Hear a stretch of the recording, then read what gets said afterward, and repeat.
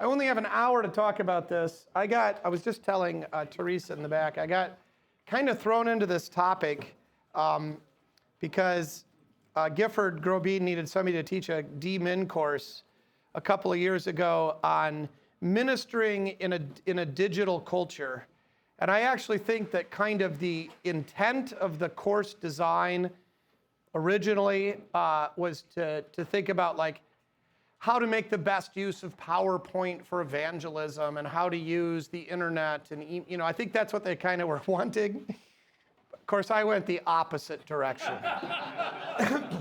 But because of that, I was already on to some of this stuff, but I really kind of upped it.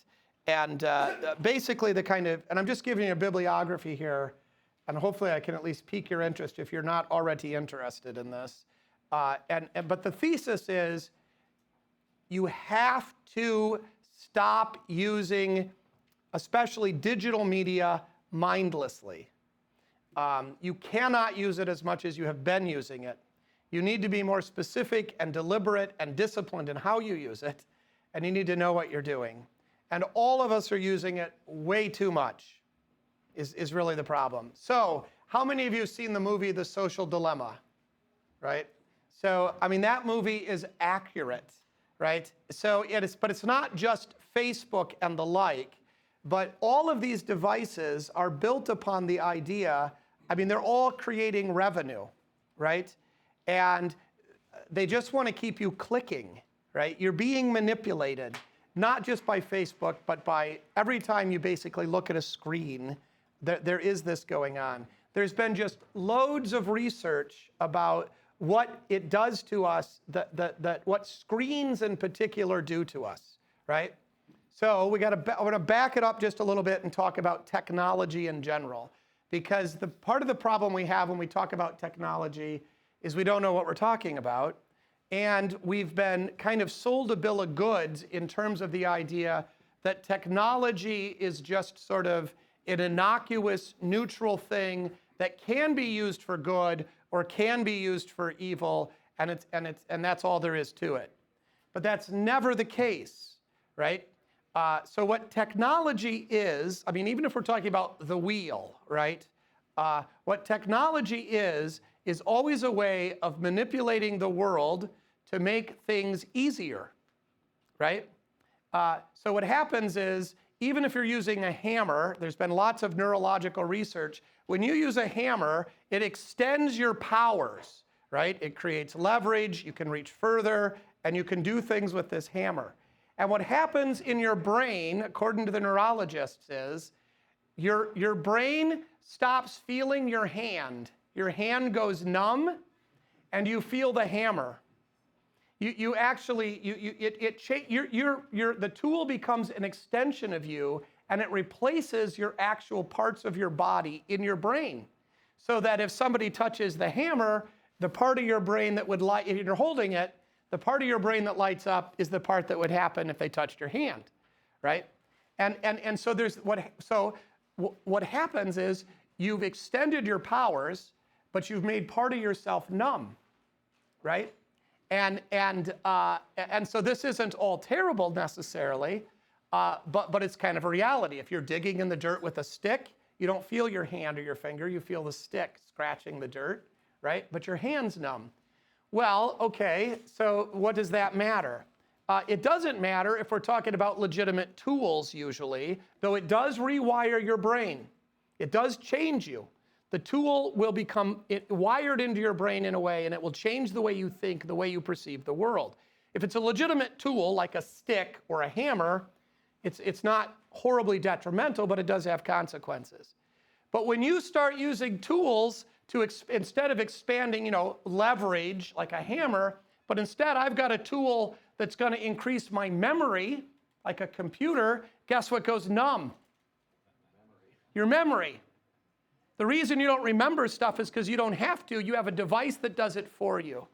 You're replacing your own cognitive abilities with a machine and numbing yourself. Right? This is just, no neurologist, nobody this isn't disputed, right? Your sense that you used to be smarter more analytical, you used to have a better memory is true. You have been changed by these things, right? And so all of the kinds of stuff that this does. So this kind of what it does to you stuff, you've got to be aware of this and you've got to know it, right?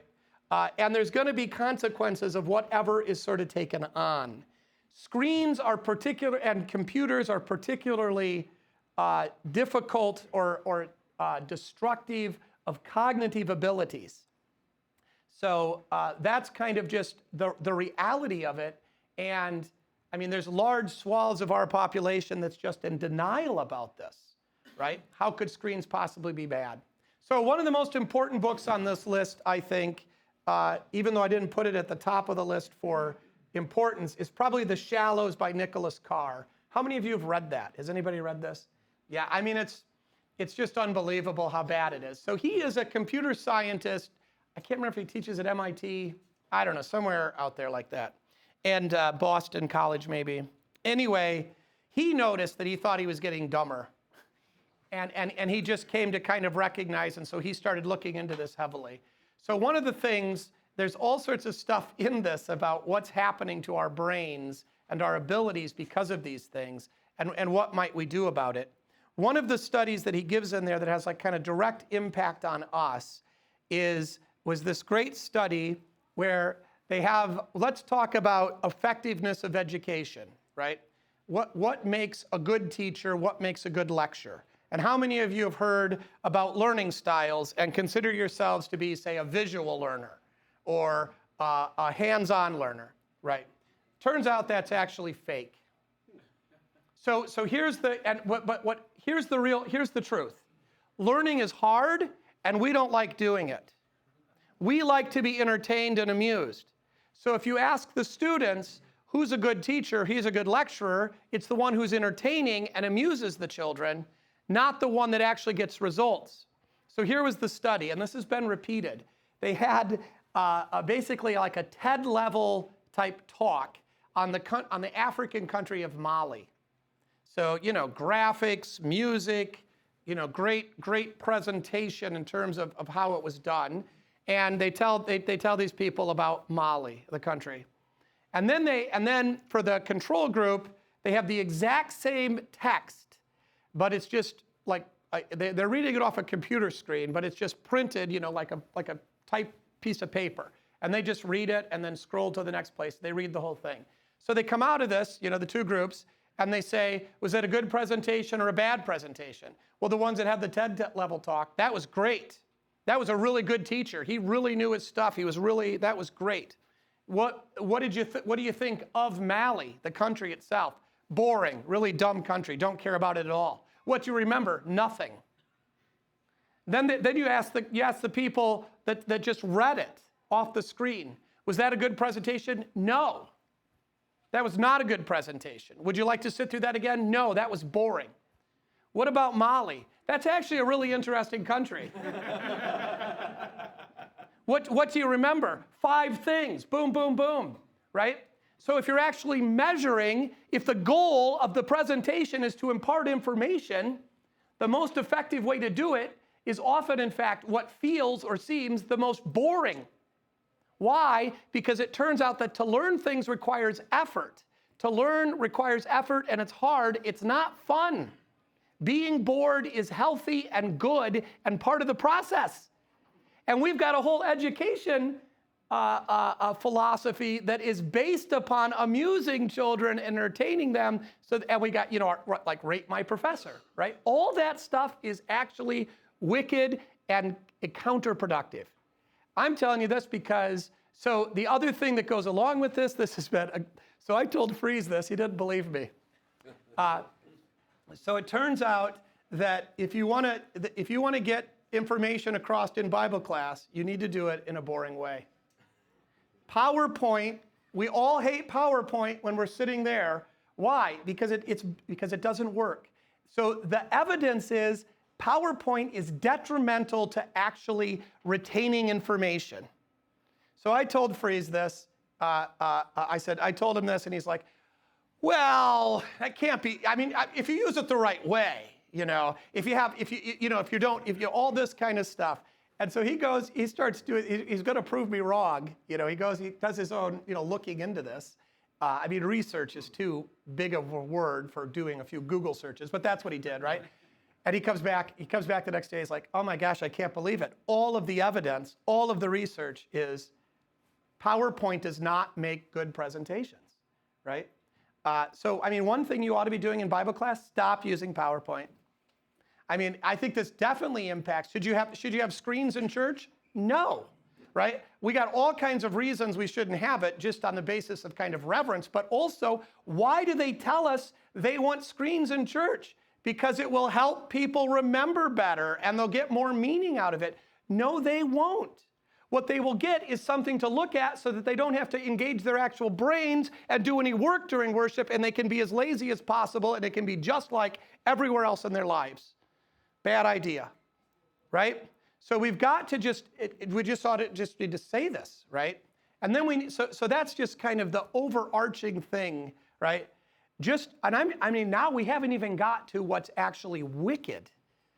I'm just trying to expose the fact that this stuff isn't neutral, right? Even if the material on it's good, right? Even if you're putting up on the PowerPoint screen the Bible, right? So you're trying to use it for good.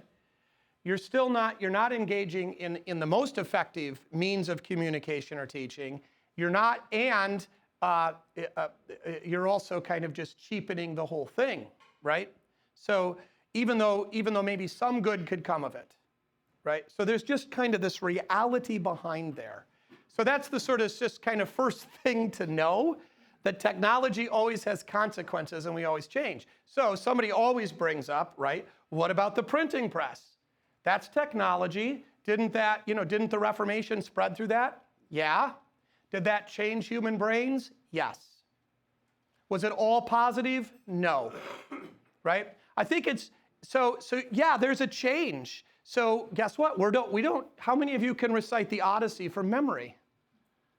Right? Why not? Because we have a book of it, right? We gave up that part of our brains to have the books, right?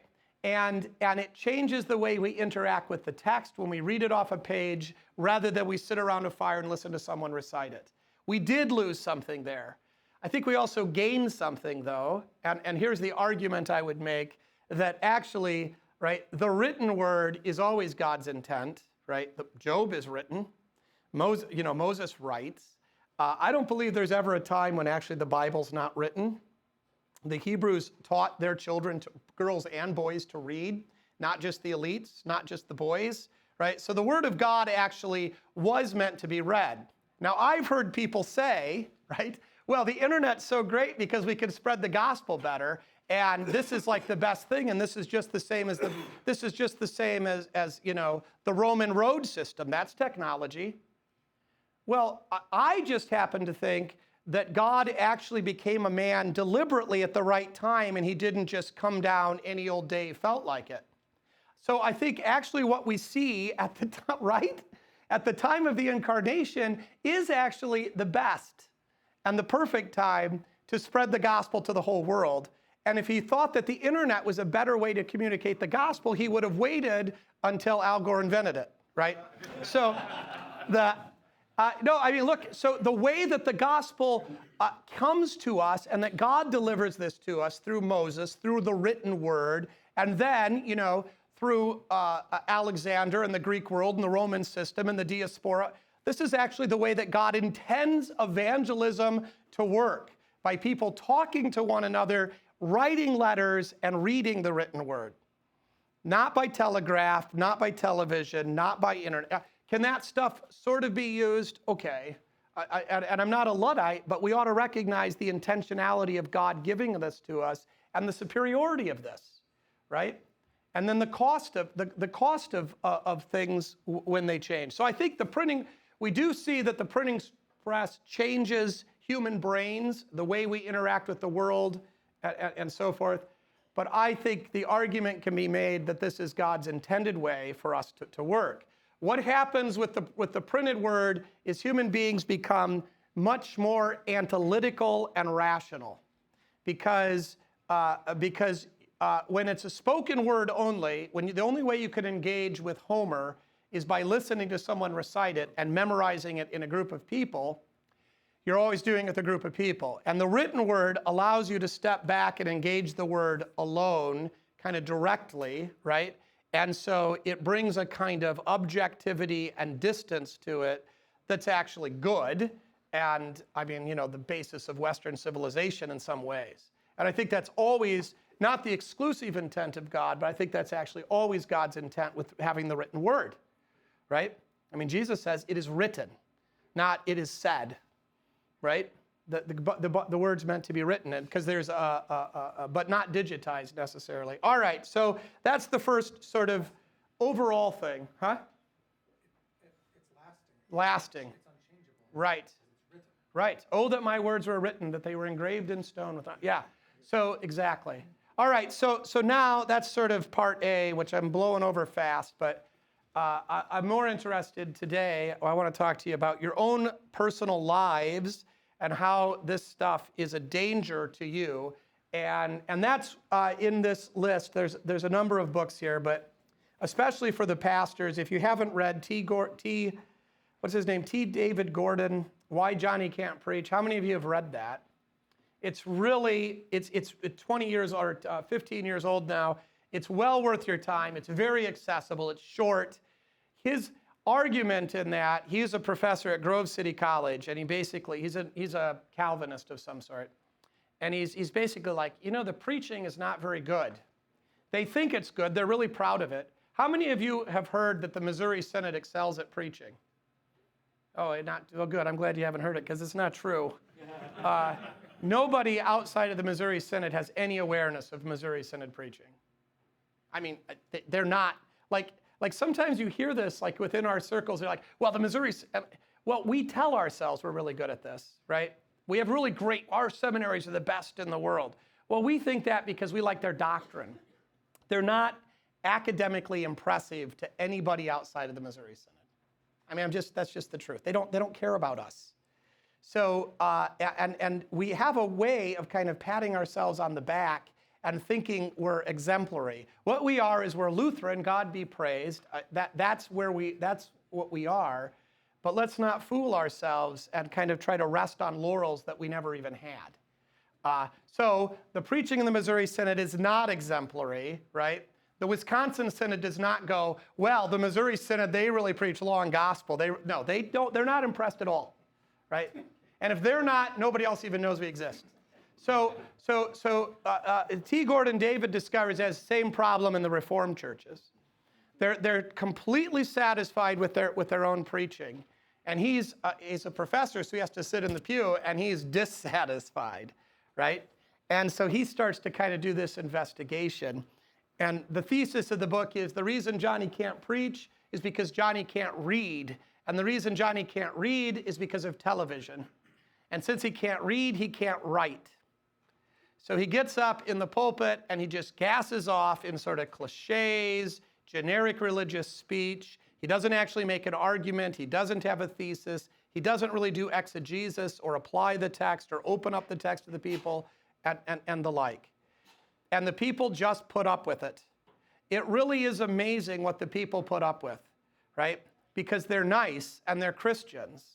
And they expect to be bored by your sermon. And so when they are, they're not that disappointed. It's the sad truth. It's the sad truth, right? So this book is really helpful, I think, to sort of try to help us step outside and recognize that preaching actually deserves effort, right? And concentrated effort and learning. And I know a lot of you have heard me say this, but I'm going to keep saying it. If you haven't read a homiletics book since you got out of seminary, shame on you. The idea that you couldn't learn how to be a better preacher by studying preaching and by thinking about your craft in an objective way is pure arrogance. If you told me I'm a poet and I don't read poetry, I'm a musician, but I only listen to my own music, right? I don't care about music theory. I don't care about, no, you're not any good. I know that already. So if you're a preacher and you don't read sermons and you don't think about homiletical theory and you don't think about rhetoric and you don't think about the craft of writing and you don't think about how to make an argument, right? This is important, and this is what we need to apply ourselves to. And even if you just go back to the textbooks that your seminary professors used that you didn't like at the time, maybe you weren't mature enough at the time, right? And to come back. But part of this too is going to be then we got to learn how to read again. And it's hard to read when you're living on YouTube and Facebook and all of this other stuff. So why Johnny can't preach is sort of a great wake-up call to say, I need some humility. I need to think about my work and my life and what it's doing to me and how I can do better. The next two books that I've highlighted here, let's do the number 3 first. This Digital Minimalism by Cal Newport. There's other books like this, but he is not a Luddite. I'm not a Luddite either, but his argument is just, look, you've got to stop using this stuff for a while and then come back at it with some real discipline. So it's going to hurt to give some of this stuff up because there's a reason we adopted it, right?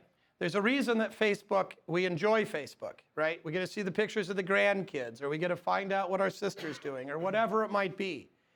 But we also know that, you can just end up mindlessly scrolling and wasting 20 minutes doing nothing, right? Nothing. And meanwhile, you're numbing yourself, destroying your cognitive abilities, and possibly sinning, right? Well, you're sinning by being lazy, if nothing else, right? So we know how dangerous Facebook is. We know all the problems it creates, right? But there's something good in it that does something for us. So can you give that up? You got to give up. You're going to have to do something, or you're going to stay in the same trap. And so there's things you can do. If Facebook is, or some people use Facebook for work, right? I have to have Facebook. How am I going to? Well, you need to do things to put discipline on it so you don't end up scrolling for 20 minutes. So he's got suggestions like you only look at Facebook once a day. You only do it on an actual computer screen, not on your phone. Disable it from your phone. And then you have a password that's, 40 letters long that you can't memorize. It's on a Post-it note, so you can only look at it at this certain place, right? And you do it in a very specific way. You set a timer, you get off, right? You gotta take control. Otherwise, you're gonna stay in this brain fog, right? So all of this kind of stuff is just about, that book in particular is about, here's the dangers of this stuff. Here's what's happening to your brain. How do you take control so that it doesn't take over? So some things that I think particularly we can do as pastors, right? The social media obviously is dangerous. And this doesn't even we're not even talking about the wicked purposes of the internet with pornography and all that stuff. That's a whole nother level. I'm just talking about the supposedly good stuff, right?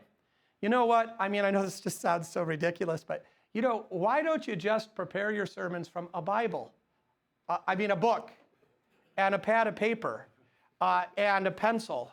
It's just amazing, actually, the change that can make instead of relying on logos, right? Or instead of just being in front of the computer all the time. My favorite thing, and I just think everybody should do this, this is the Pomodoro technique. It's the best thing in the world. It's the best thing in the world for me, and I just can't believe it wouldn't be for everybody, but maybe it isn't. It's this simple. No matter what you're doing, you set a timer for 25 minutes. So you set a timer for 25 minutes, you work on one single task, nothing else, right? And so, if that's sermon prep, I would actually break that down a little bit more. I wouldn't just say sermon prep, I'd say, okay, text study. And so text study, all I'm going to do is text study for 25 minutes. If the phone rings, I don't answer it, right? So the doorbell rings, I don't answer it. If the fire alarm goes off, I'm staying right here. I don't care. You got to be strict, man. I'm not leaving. Stay there, right? Set the timer, right?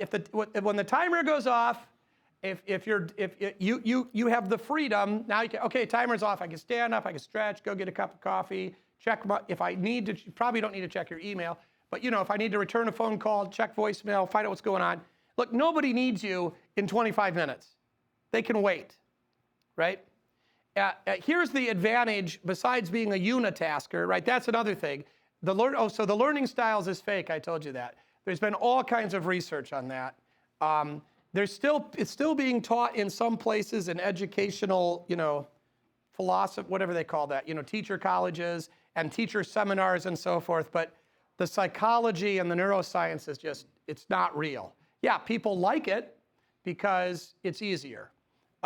It's not to say that there's never sometimes a graph or a photograph is useful. I'm not saying there's no place for any images ever, but the idea that you're a visual learner just isn't true.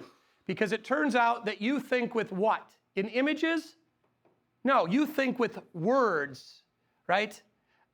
There might be some images, but in fact, how many of you, even when you're talking, or even when other people are talking, have letters in your brain that are the words are spelled out? How many of you have that? I'm surprised not more of you. Yeah, right? Because not everybody does it that literally, but we do think with words, right? Maybe infants don't, but boys, once they have words, it's gone. You're not thinking in any other way. So words are what matter, not images. I mean, really. Anyway, so that's the learning style thing. What was the other thing I was just talking about? The other myth. Multitasking is fake. Nobody multitasks. Every time people think they do, but they're not. They're unitasking in a series. Every time you change task, there's a delay and there's a mental effort that takes place and a cost.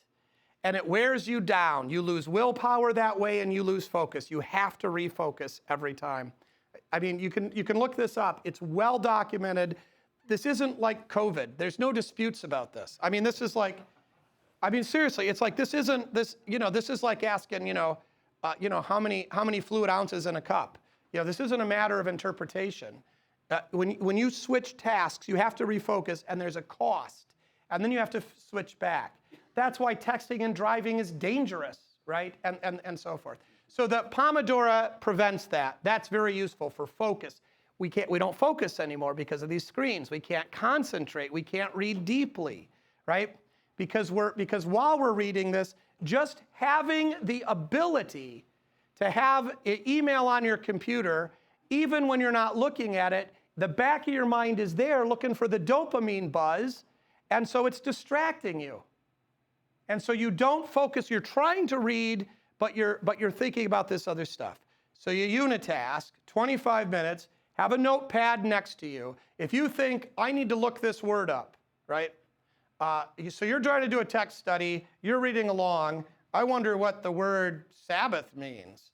Well, I could go grab Kittle off the shelf, or easier, grab it. Don't do it. Write down what you need to do, right, on that note so you can leave it go. So you can do it later, right? Stay on your task. So if you come to the 25 minutes, great. If the timer goes off and you're in the flow, don't stop, right? So here's the great trick for me, the reason this is so helpful. Like, let's say you're trying to write a big paper or something. If you say, okay, I'm going to block 2 hours, I'm going to work on my D-Min dissertation. 2 hours from 3 o'clock to 5 o'clock, I'm working on this. You're going to get going, and you're going to get about 5 minutes into it, and you're going to be bored out of your mind. And all your email, right, what's going on, all these things I need to do, right? And you're going to look at the clock and go, I'm never going to survive another hour and 55 minutes. And you're going to quit. But here's the deal, at least with me. If I go 25 minutes, I get 5 minutes into it, I'm bored out of my mind, I look at the clock, okay, I could do anything for 20 minutes. I only got 20 minutes to go. I'll just stick with it. And then, a lot of times, then I end up getting into the flow. And I could never get there if I'm setting a 2-hour block of time. And I can keep going. It's the best thing. You should at least try it. Make a real attempt at it, because it's very useful. It'll help you focus. It'll help you unitask. It'll help eliminate some of these digital distractions that are destroying your ability to read deeply and long articles and do real analysis, right? So that's basically the blick on that. The Lee Vinsel and Andrew Russell, The Innovation Delusion, and I'm trying to rush through this because I want to talk about something else. Has anybody read this book? I have told you all to read this book. This is a great book. So these two guys are hilarious.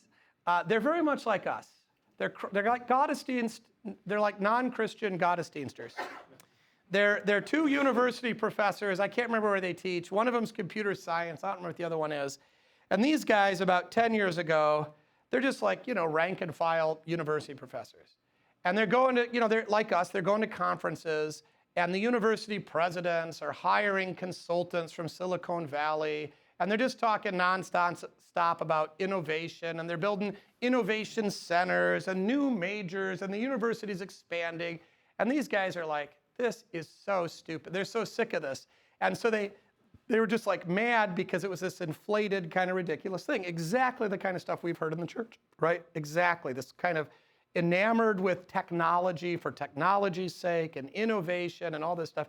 And so these guys, almost on a lark, they're like, we're going to go after, you know what? We like maintenance. But then they did this like serious sociological and business analysis.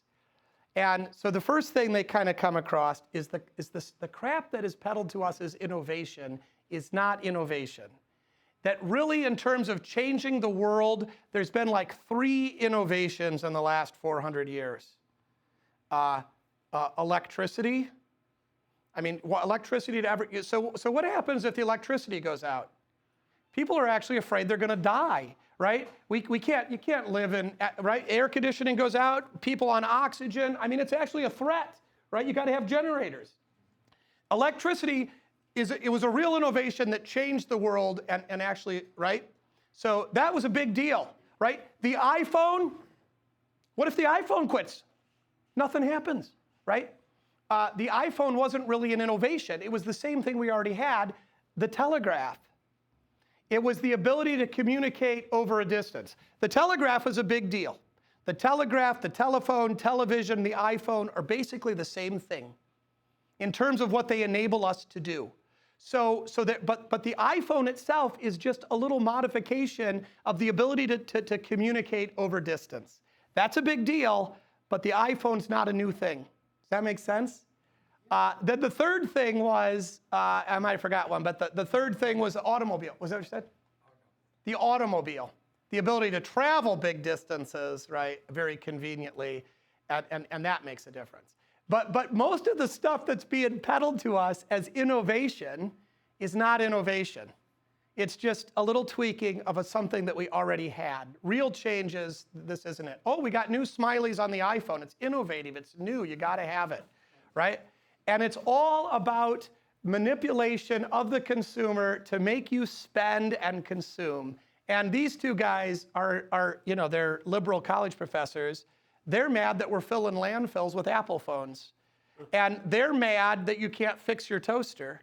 And they're mad that we're not using our hands and that we're bad stewards. And I think they're right on. So they go through this. It's really fascinating. And of course, I'm reading this. I just like losing my mind because I'm like, this is like so much like going to a district conference and hearing this BS about, right?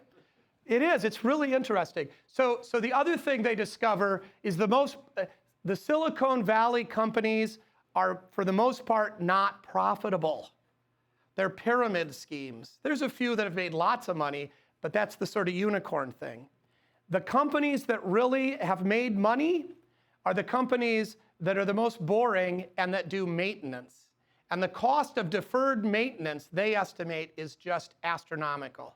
So they particularly go after public policy, and we've all experienced this.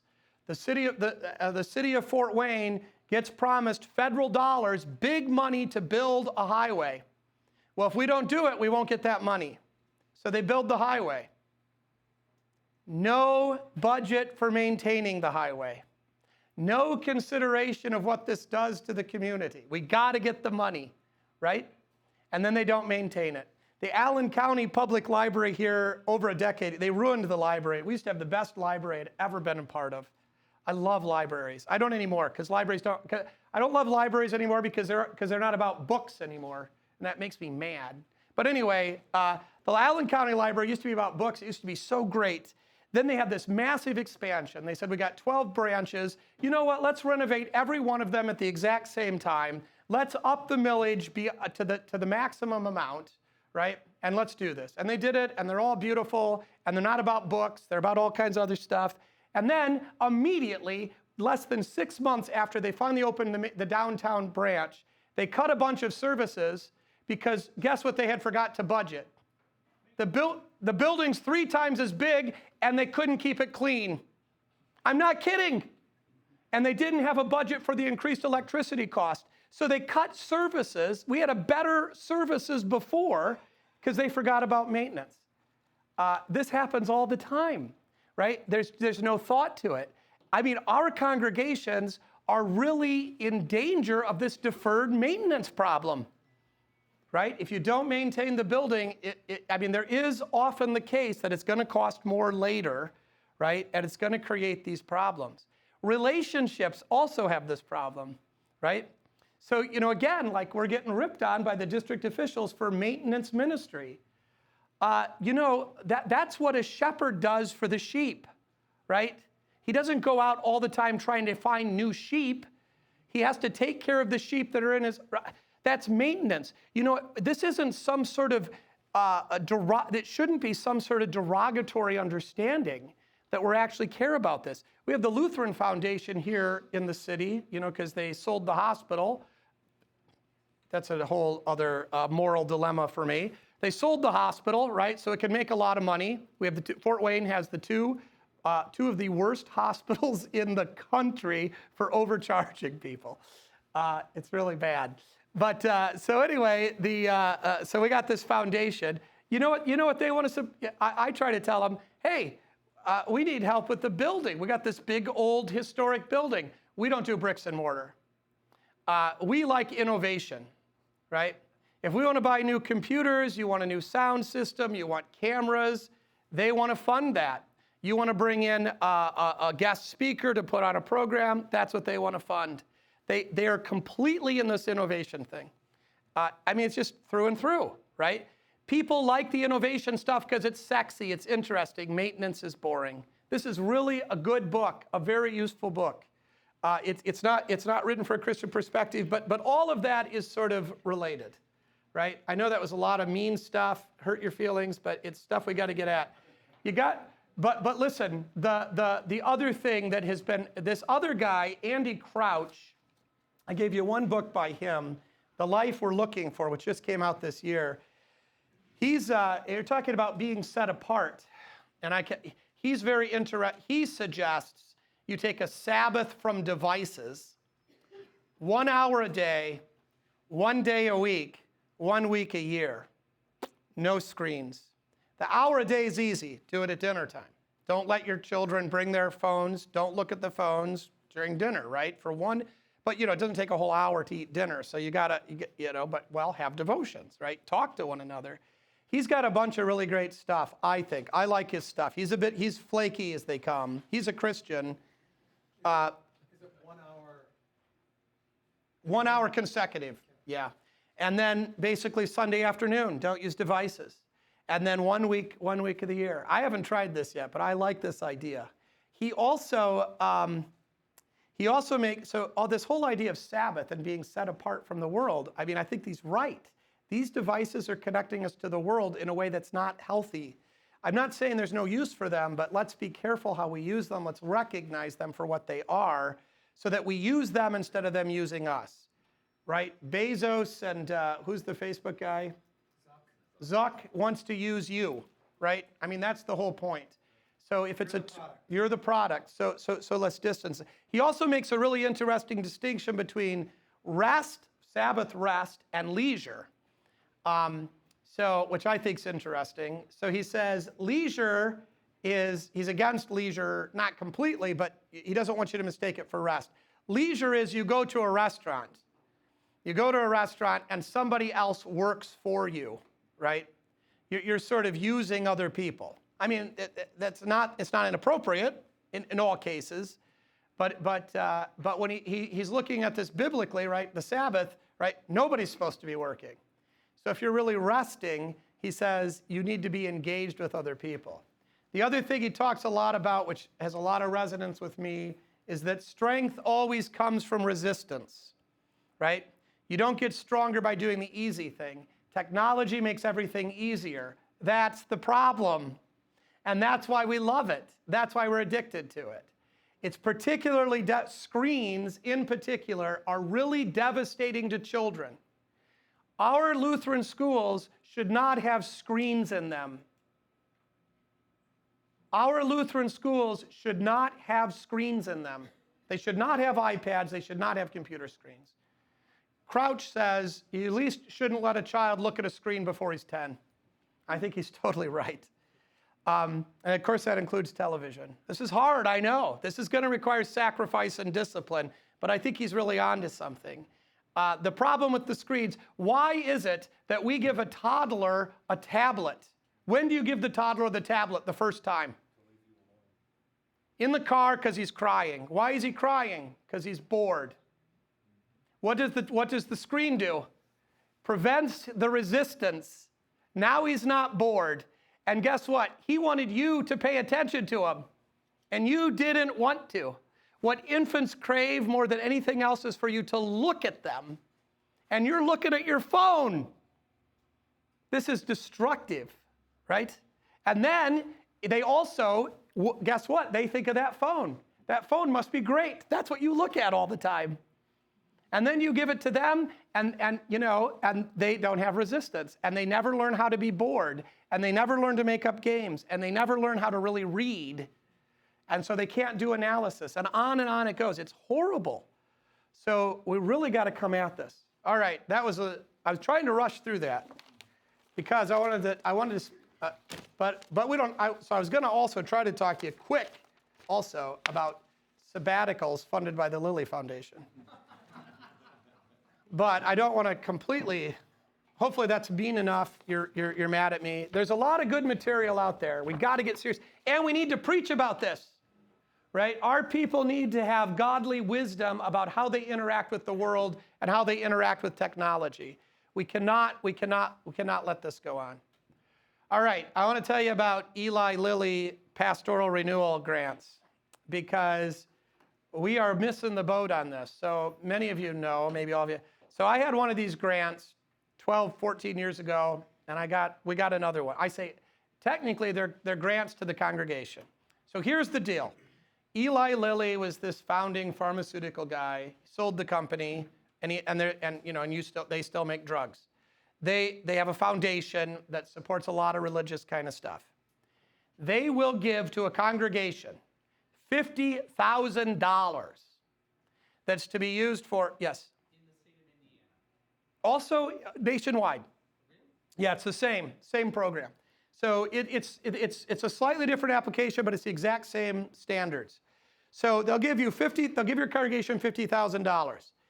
The deal is, to get this, that your congregation has to continue to pay you full time according to their budget. It doesn't cost them any extra, but they don't save anything. You then, the pastor, takes a 3 to 4 month sabbatical, basically time off, and engages in various programming. Of that $50,000, up to $15,000 of that can be used by the congregation for the pastoral vacancy. So the idea is the congregation doesn't save any money, but it doesn't cost them anything. Does that make sense? Right? You're going to leave, they're going to stay right on budget, but you're not going to work for 3 months. Well, the rest of that $35,000 is then for your programming. They will not fund academic pursuits at all. Their entire philosophy is that they want you to disengage from the daily work of the ministry and to do things that are different and that will like rekindle and refresh and so forth you, right? Now, right away, most of you are thinking, that's stupid, there's a better way to use the money. Okay, good for you. Don't apply for this. It's a waste of your time. I mean, they aren't interested in your criticism, and this is the way they have chosen to use this money. I don't think that this is a bad thing to do with the money. I did not apply for this money because I'm the city of Fort Wayne, afraid that if I don't do it, they'll give it to somebody else. I think there's actually value in this. It's probably not the kind of program I would have designed, but I think there's real merit to it. And they have a lot of it. They have a lot of, again, data and so forth. So they won't fund academic stuff, period. You cannot work on your STM. You cannot not do that sorts of things. The kinds of things they want you to do are travel, so that you would like go and experience new things and learn to see the world in a different way. Educational pursuits that aren't particularly academic, usually associated with some hobby or some skill that you want to do, or ways to kind of engage in new stuff. So classic Lilly-funded grants would be, when I was in college, I went on a mission trip to Haiti, and I really fell in love with the people there. I'd love to go back to Haiti and spend a couple weeks building houses. And they'd be like, great. Classic kind of Methodist pastor gets this. He'll say, this is the part we don't like, but the Methodist pastor will say, I've been a Christian my whole life. I've only experienced Christian worship. I'd like to have a chance to go and worship with Tibetan monks and Islam and see how other people worship God, right? They'll be great. That's wonderful, right? So that's the kind of stuff they do. When I did it 14 years ago, what I did, you have to have a program that sort of has purpose, and the congregation needs to be involved in it. So, and typically they are often kind of gimmicky, at least at first glance. So 14 years ago, at that time my kids were still young or relatively young. I said, look, we like to play board games together. What I want to do is I want to go to this board game convention with my family in Germany, and I want to take each of my kids independently to see his godparents, so that I'll have like a long weekend with each kid alone, and then we'll get to see these kind of godparents that were seminary classmates and now are far away. So it's reconnecting, family time. And then what the congregation did was they were supposed to then also kind of think about family stuff and how to reconnect. So the grant bought a board game library, a cookbook library that was all about like Rachel Ray. So it's like, can you have dinner together, have devotions together, and then a devotional book library, and then board games, right? So the congregation was encouraged to try to do this, and then I was kind of living this out, right? Now, of course, the sexy part is, I take my whole family to Germany for 3 weeks on Lily's dime. It was a blast, right? I also took each of my kids, one of them to Texas, one of them to New Hampshire, one of them to, and then Jackie and I went to Mackinac Island. I mean, that kind of stuff, right? Now, was that the best use of the money? Maybe not. Was it healthy? Was it salutary? Was it actually useful? I think it was. I'm not ashamed of it. It probably, if you said, here's $50,000, for the church, do whatever you want with it, of course, it's going to go to the school. Everything goes to the school in the end, right? You can't help that. But that's not what this is. I didn't take it just because I thought it was actually useful. I thought it was beneficial to me personally. I think potentially it's also beneficial to the congregation if the pastor doesn't get burned out, have a, nervous breakdown and blah, blah, blah. So I think it's legit. If you think that sort of thing's illegitimate, then you should not apply for these grants. But I think there's purpose in it. The money's out there. The Missouri Synod is not very good at getting these grants.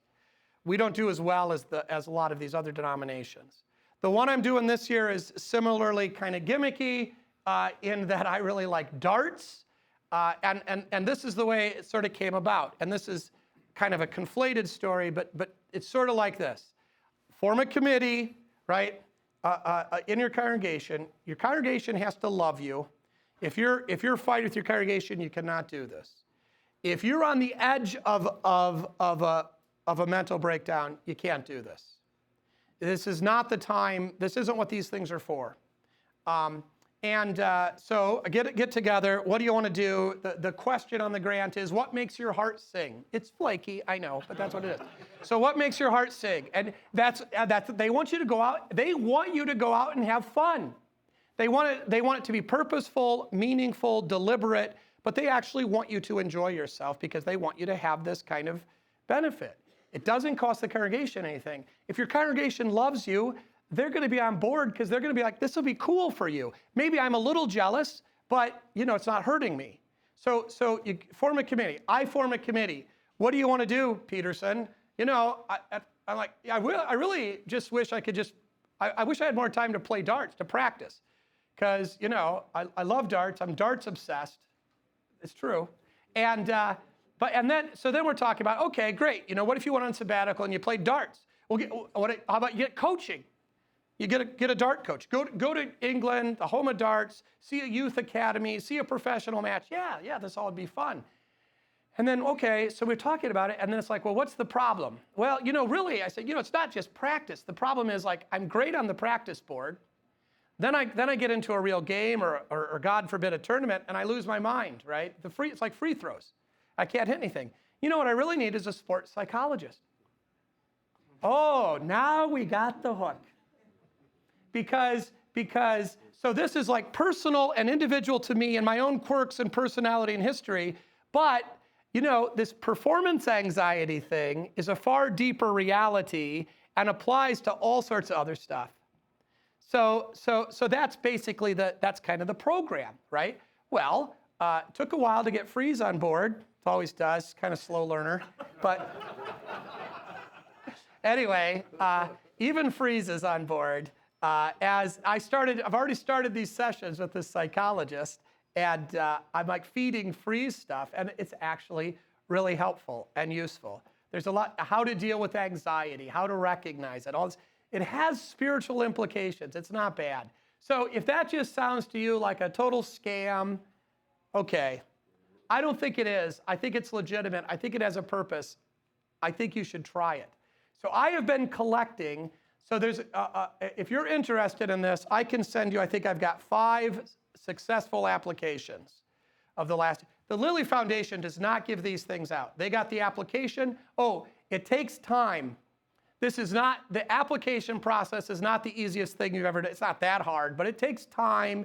It's a grant application. It's sort of complicated. You got to put some investment into this. It's like writing a fairly big paper. You've got to do a fair amount of research, right? It's got to be very organized. I mean, it's not, you got to be willing to commit some effort to this.